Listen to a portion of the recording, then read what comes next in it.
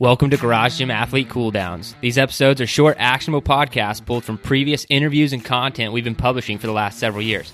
So go for a walk, hop on the rower, or clip into the bike for this cool down episode.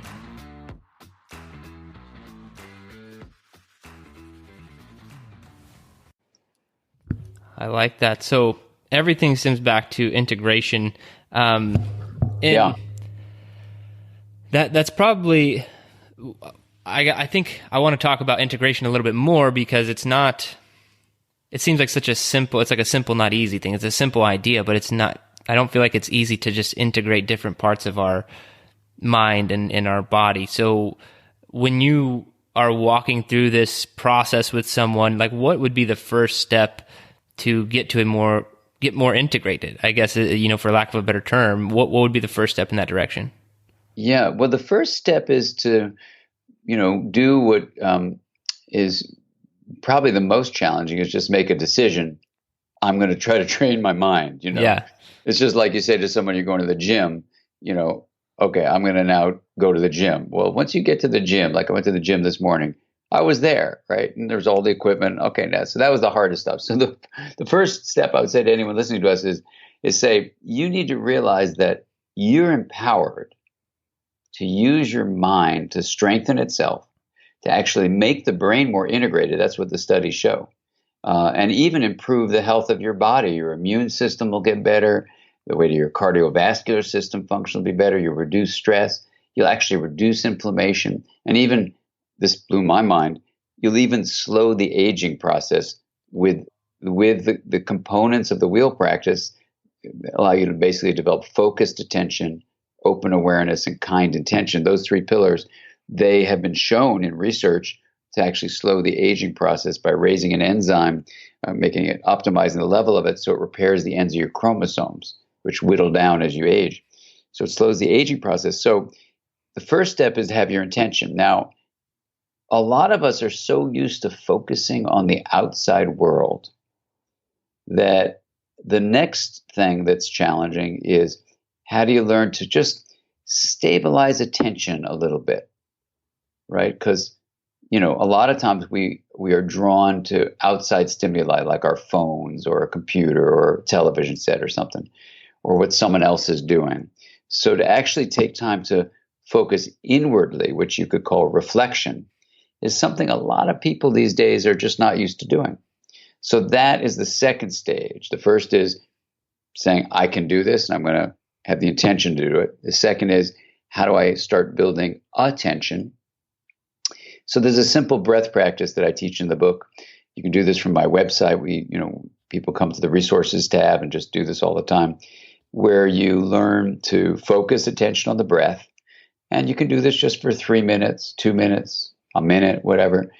When your mind gets distracted from feeling the sensation at your nostrils or your chest rising and falling or your abdomen moving in and out, and you're thinking about some meeting next week or something you're upset about from last week or whatever, instead of getting mad at yourself, just take a deep breath and just realize that's what the mind does. It has a mind of its own.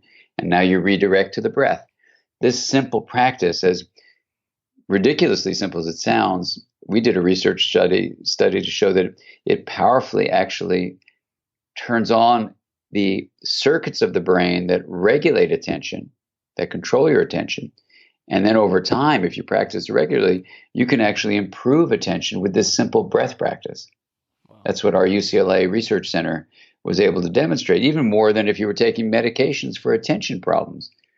It blew our research colleagues away, like, oh my God, which medication was that? You got such amazing results. And we said, take away the C and put a T. And they go, what do you mean? They go, it was meditation, not medication. So anyway, that was pretty exciting. But the issue for us is so start with that, start with that for a week, 2 weeks, whatever, just so you start feeling like, wow, I can really focus on something. I couldn't before I started this, because here's the secret, Jared, where attention goes, neural firing in the brain flows and neural connection grows. So this is going to blow your mind, but we now know from research that the following is true. How you focus your attention in a disciplined way can get specific areas of the brain to grow. And just like you can choose to exercise a certain set of muscles at the gym, you can exercise a certain set of circuitry in the brain with your mind. And that movement of the circuits, that activation of those circuits is called neural firing. And amazingly, when you do this on a regular basis, neural firing becomes neural rewiring. You actually change the structure of the brain with the focus of attention that you determine with your mind. Wow. And so we're talking that all stems from the simple breath practice that stabilizes our attention. You go through neural firing to neural rewiring just from a simple 3-minute meditation practice is where we start. That's where you start. Now, the research suggests you want to do more than 3 minutes every day, and ultimately it may be about a dozen minutes. As one of my colleagues who studies attention, when I put it to her, I said, what do you think is the absolute minimum ultimately? Not the beginning. If you want to start with 1 minute a day, cool, that's great. But you probably want to get yourself up to a dozen minutes, which in the beginning may feel like overwhelming.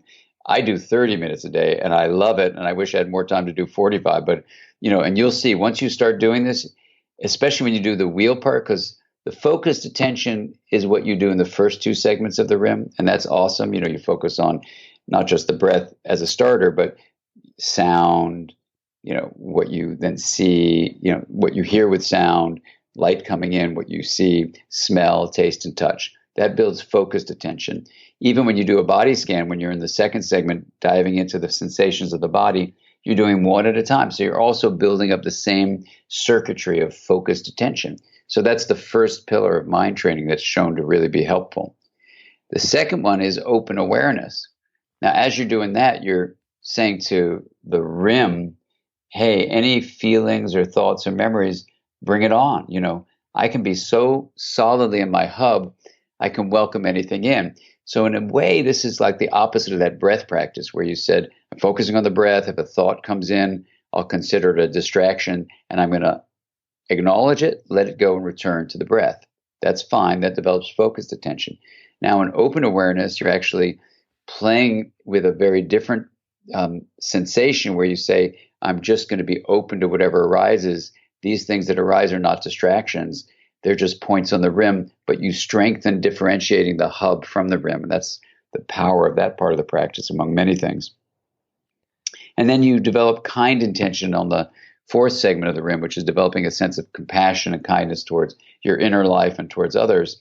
And when you do these 3 things, the research shows you're actually going to grow a more integrated brain. So when you ask the question, Jared, is it hard to get to the integration piece? Once you stabilize the monitoring, this attention thing, you're then learning to modify where energy and information flow is going on inside your head. So that's literally the circuits. And you're going to be integrating them, meaning literally if you just look at that wheel, you're differentiating all the different RIM elements from each other. So that's differentiation.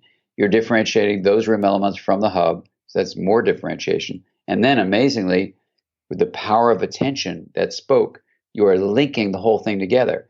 So when I ask people, well, how did you feel after you did the whole wheel practice? This huge smile comes on people's faces. They go, I feel so calm. And the weird thing is, a lot of people say, before I started, I felt agitated. I felt restless. I felt depressed. I was having a funky day. And then I did this wheel practice. And a dozen minutes later, 20 minutes later, I'm feeling like a different state of mind. I feel really happy. I feel energized. I feel joyful. Literally with the 10,000 person study, this is an incredibly common response. And you could say, wow, how can you go from a funky day and being in a bad mood to shifting in just such a short time? And that's the power of integration. You see, this is where the science of the mind and saying, the way an optimal, we call it a self-organizing process, this mind. The way you optimize self-organization is through integration. That's where you say, well, okay, you're integrating the most potent thing you've got, which is consciousness. And you're taking the most potent thing you've got to create well-being, which is integration. And you're integrating consciousness, and wham, you've become empowered to really be the captain of your own ship. Thanks for listening to today's Cool Down. If for some ridiculous reason you are not subscribed to Garage Gym Athlete programming, fix that problem right now. Go to GarageGymAthlete.com, sign up for a free trial, get started with us today. Thanks for listening.